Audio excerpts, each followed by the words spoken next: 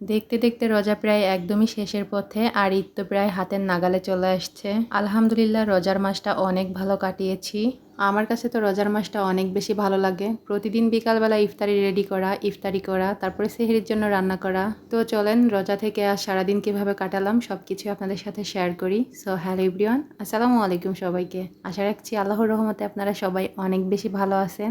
আলহামদুলিল্লাহ আমরা অনেকটা ভালো আছি। এই যে ঘুম থেকে উঠেছি বেলা 11টার পরে, আর উঠেই তো তাহসানের জন্য একটু নাস্তা তৈরি করতে আসছি। তাহসানকে সকালবেলা একটা ডিম পোস্ট করে দিয়েছিলাম, মানে ঘুম থেকে ওঠার সাথে সাথেই। তারপরে যে একটা রুটি বানাইতে আসছি, ও দেখলাম রুটি রুটি করতেছে। একদম বড় সাইজের একটা রুটি করে দিচ্ছিলাম ওকে, ও একটু পেট ভরে খেতে পারবে। ও আবার রুটি খেতে অনেক বেশি পছন্দ করে, আমি আগেও আপনাদের সাথে শেয়ার করেছি। ইদানিং আপুরা আমাকে এত এত কমেন্টস করতেছে, আমি সবার কমেন্টসের রিপ্লাই করতে পারতেছি না, খুবই দুঃখিত, কারণ ঈদ সামনে অনেকটাই ব্যস্ত। ইনশাল্লাহ আস্তে আস্তে সবার কমেন্টসের রিপ্লাই করে দিব, আমি যেহেতু সবার কমেন্টসের রিপ্লাই করি।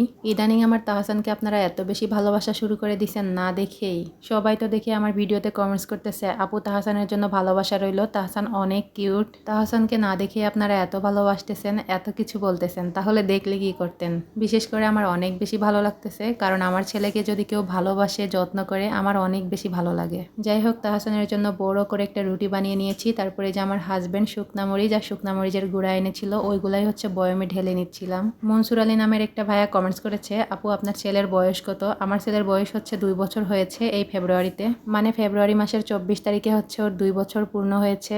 আমি যখন ভিডিও করি তখন আমার আশেপাশে কখনোই তাহসান থাকে না, ওই জন্যই আপনারা মনে করেন ও মনে হয় খুব শান্ত, ওই জন্যই চুপচাপ এক জায়গায় বসে থাকে। আপনারা বিশ্বাস করবেন না, ও কিন্তু অনেক দুষ্ট, সব সময় হই হুল্লোড় করে বেড়ায়। আর এই যে ভিডিও করি অনেক কষ্ট করে, বারবার এসে স্টার নাড়াচাড়া করে, আমাকে তো ভিডিও করতেই দেয় না। আমি খুব কষ্ট করেই ভিডিও করি সত্যি কথা বলতে।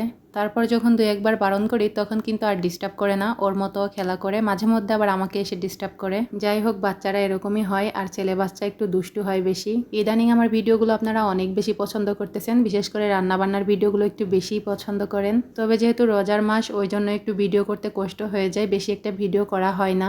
তবে ইনশাল্লাহ ঈদটা চলে যাক, তারপরে আপনাদের অনেক সুন্দর সুন্দর ভিডিও উপহার দিব। আর ঈদের পরে তো আমরা গ্রামে যাব, মানে আমাদের বাড়িতে বেড়াইতে যাব, তখন সবকিছুই আপনাদের সাথে শেয়ার করব।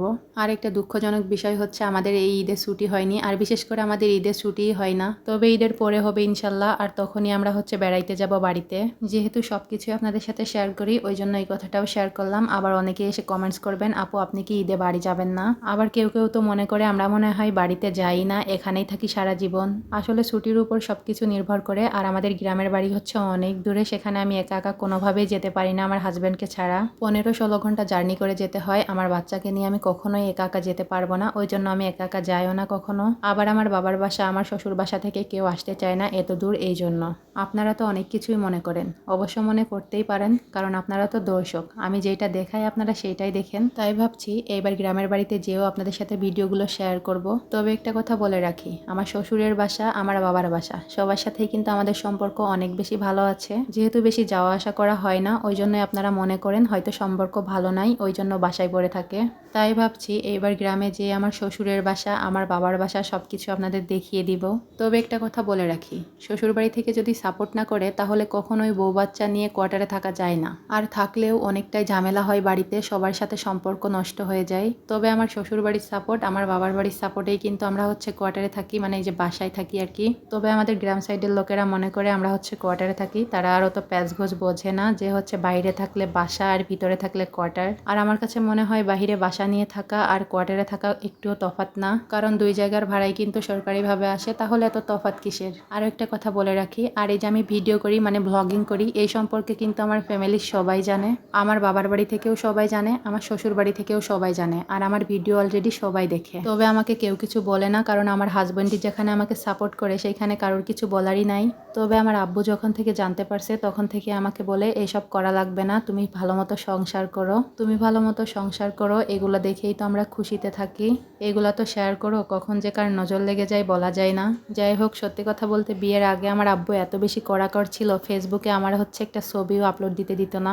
আমার আব্বু আমাকে বলতো তোমার কোনো ফেসবুক আইডি থাকবে না, মানে তুমি কোনো ফেসবুক আইডি খুলবা না, ইউটিউবে হচ্ছে ভিডিও দেখো, সমস্যা নাই। বিয়ের আগে আমার আব্বু অনেক কড়াকড় ছিল, কিন্তু এখন আমাকে কিছুই বলে না, কারণ বিয়ের আগে সে আমাকে শাসন করেছে, বিয়ের পরে আমার হাজব্যান্ড আমাকে শাসন করবে, এটাই স্বাভাবিক। আর আমার হাজব্যান্ড তো আমাকে যথেষ্ট পরিমাণ শাসন করে, কিন্তু অনেকটা ভালোবাসে, যার কারণে আমাকে একটু স্বাধীনতাও দিয়েছে। এই যে ভিডিও করা বা ব্লগিং করা যেটাই বলেন, এটা করতে আমার অনেক বেশি ভালো লাগে। সে এটা জানে আর সে কিন্তু আমাকে সাপোর্ট করে, বিধায় আমি এটা করতে পারি। যাই হোক, কথা বলতে বলতে তো অনেক কিছুই বলে ফেলেছি আর অনেক কাজই করে নিয়েছি, আপনারা তো স্ক্রিনে দেখেই ফেলেছেন। কাল রাতে আমার হাজব্যান্ড মাছ কিনে আনছিল, ওটা আমি না ধুয়েই ফ্রিজে রেখে দিয়েছিলাম যেহেতু রাত ছিল। আর এই যে সকালবেলা ভিজিয়ে রেখে দিয়েছিলাম, এখন সুন্দর করে ধুয়েও নিয়েছি। এখন এই যে মাছগুলো প্যাকেট করে করে ফ্রিজে রেখে দিব।